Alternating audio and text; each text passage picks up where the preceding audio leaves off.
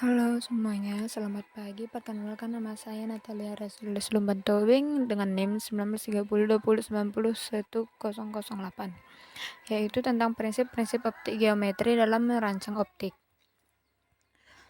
Yang pertama adalah optik geometris. Optika geometris yaitu pendekatan yang menekankan bahwa cahaya merupakan gelombang yang merambat ke segala arah di mana muka-muka gelombang membentuk garis-garis yang disebut sebagai sinar sehingga dapat berefleksi dan berefraksi. Jenis-jenis pemantulan cahaya.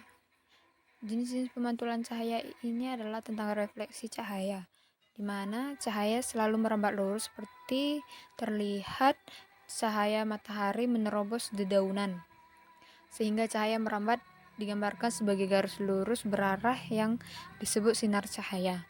Sedangkan berkas cahaya tersendiri dari beberapa garis berarah.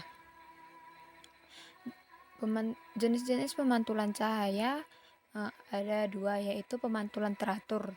Pemantulan teratur terjadi ketika suatu berkas cahaya sejajar datang pada permukaan yang halus atau serata seperti permukaan cermin datar atau permukaan air tenang.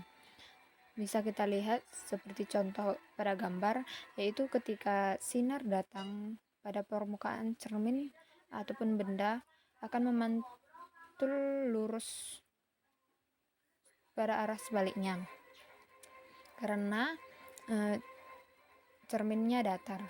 Yang kedua yaitu pemantulan baru terjadi ketika suatu berkas cahaya sejajar datang pada permukaan yang kasar dan tidak rata sehingga dipantulkan berbagai arah yang tidak tertentu. Kita bisa lihat pada contoh B. Selanjutnya itu pemantulan cahaya pada cermin datar. Cermin datar merupakan cermin yang permukaan pemantulannya datar atau rata, dan salah satu permukaannya itu dilapisi biasanya perak. Dimana bisa kita lihat contohnya ya dalam kehidupan kita sehari-hari, yaitu pada cermin yang biasa kita gunakan.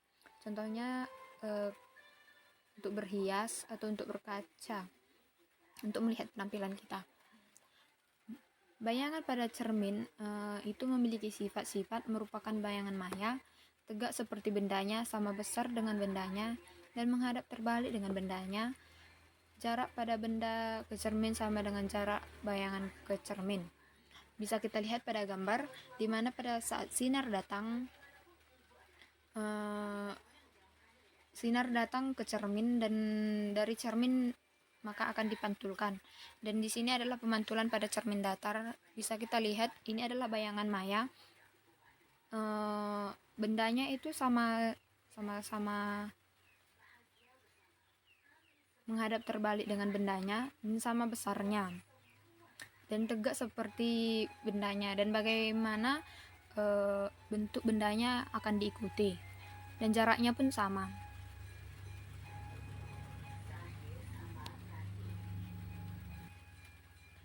Selanjutnya itu pemantulan cahaya pada cermin cekung. Cermin cekung adalah cermin yang permukaannya pemantulannya melengkung ke dalam. Cermin cekung bersifat mengumpulkan sinar pantul ataupun konvergen. Adapun sinar-sinar istimewa pada cermin cekung yaitu sinar datang sejajar sumbu. Yang pertama yaitu sinar datang itu sejajar dengan sumbu utamanya yang akan dipantulkan melalui titik fokus F.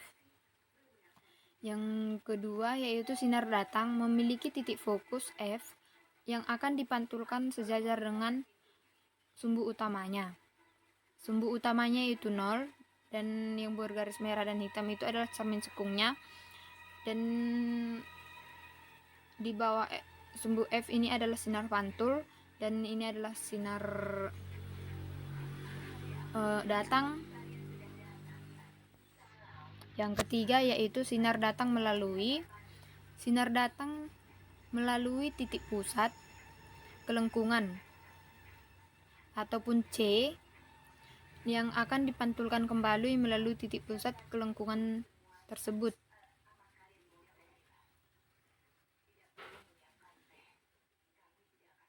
Pemantulan cahaya pada cermin cembung. Cermin cembung merupakan jenis cermin lengkung yang merupakan pemantulannya melengkung keluar. Cermin cembung disebut juga cermin divergen, karena cermin cembung bersifat menyebar cahaya yang mengenainya.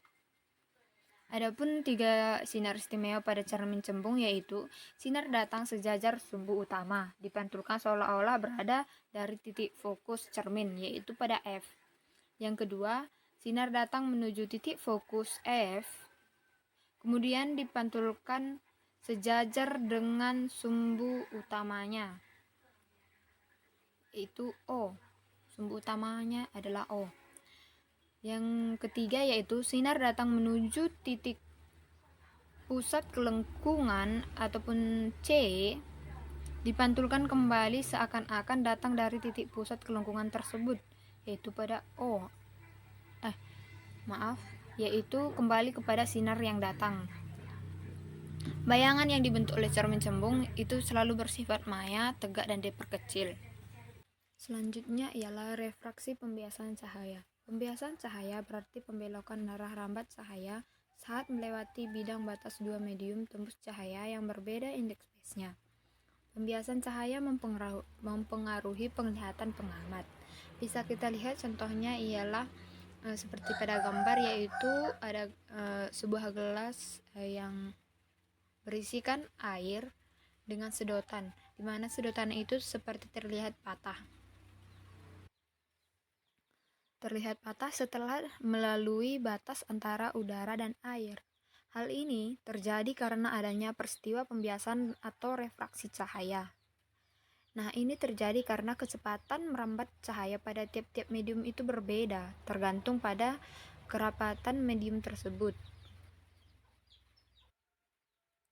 Semakin besar indeks bias suatu benda, maka semakin besar cahaya dibelokkan oleh zat tersebut. Besarnya pembiasan juga tergantung pada pancang gelombang cahayanya.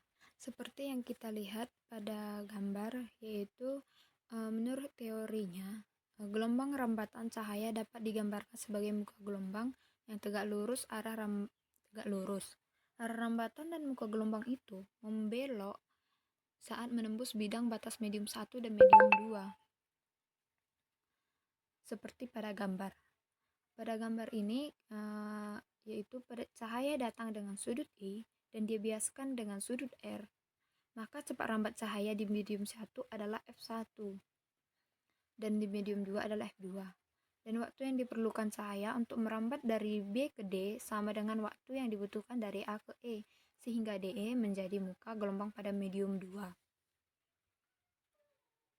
Dalam pembiasan cahaya ini, pernyataan tersebut dinamakan dengan hukum Sel ataupun yang lebih dikenal dengan hukum Selenius, yang berbunyi sinar biasa dan garis normal itu terletak pada satu bidang datar dan ketiganya itu berpotongan di satu titik. Dan yang kedua yaitu dengan persamaan sin I per sin R sama dengan N1 per N2. Adapun contoh alat optik yaitu yang pertama yaitu lup ataupun kaca pembesar. Nah, lup ini adalah alat optik yang paling sederhana. Lup ini terdiri dari sebuah lensa cembung yang biasanya digunakan untuk membesarkan benda-benda kecil sehingga tampak seperti benda besar dan itu lebih jelas. Lup ini terdiri dari sebuah lensa cembung yang gunanya melihat benda-benda kecil agar terlihat tampak lebih besar dari yang aslinya. Dalam penggunaan lup, seseorang akan itu menempatkan benda yang kita lihat itu pada ruang yaitu antara lensa dan fokus lensa sehingga dihasilkan bayangan yang memperbesar dan maya. Yang kedua yaitu mikroskop. Mikroskop ini biasanya kita gunakan itu untuk melihat benda-benda kecil seperti bakteri dan lain-lain. Sebuah mikroskop ini terdiri di atas susunan dua buah lensa cembung. Lensa cembung yang dekat dengan benda yang diamati tersebut disebut dengan lensa objektif, dan lensa yang dekat sama dengan mata kita itu disebut dengan lensa okuler. Jarak fokus lensa okuler itu dibuat lebih besar daripada lensa objektifnya. Nah, bagaimana sebenarnya sih cara kerja mikroskop itu? Seperti kita lihat pada gambar, ketika kita melakukan pengamatan dengan menggunakan mikroskop, maka benda harus diletakkan di antara lensa objektif.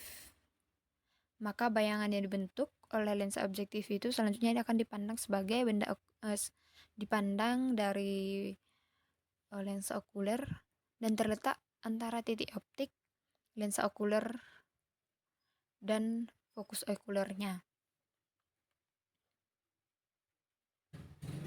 Sekian dari penjelasan saya. Saya ucapkan terima kasih jika ada kesalahan kata. Mohon dimaafkan. Terima kasih.